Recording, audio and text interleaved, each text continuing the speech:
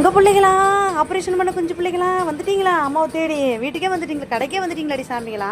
கடையை இப்போ தாண்டி அடைச்சிட்டு இந்த பிள்ளைகளுக்கு சாப்பாடு கொடுக்கலான்னு போனேன். வா, நான் இங்கே கொடுத்துருவேன் உங்களுக்கு. சீச்சி 3 பேர் ஒற்றுமையாக சாப்பிடுவீங்களா? சரி சரி, உங்களுக்கு தானே தங்கங்களா. இரு இரு இரு இரு இரு இந்த இதில் போட்டு சாப்பிடு. சண்டை போட்டுக்கூடாதே. நகத்தெல்லாம் எடுத்துட்டு அழகாக பிசைஞ்சு சிக்கன் பீஸாக வச்சுருக்கேன். கடையிலே சோறு ஒரு சண்டைக்கு வந்துட போகிறாங்கம்மா. இந்தா இந்தா இங்கே வா, இங்கே வா, இங்கே கொண்டு. இந்தா சாப்பிடு.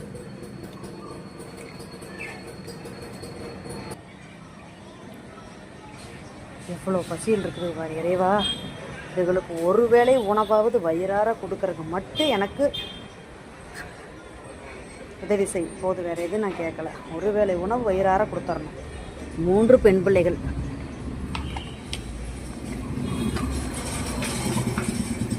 உங்களுக்காக மட்டும் நான் பாடுபட்டாலே போது சாமிகளா.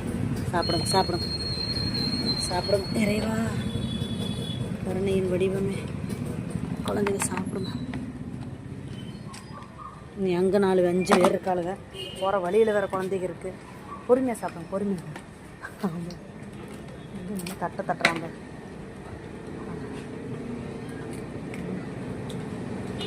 தண்ணிக்கு ஒரு கப்பு வச்சுருந்தேன். அந்த கப்பவே காணோம். எடுத்து எடுத்து போட்டுடுறாங்க எங்கேயோ தூக்கி.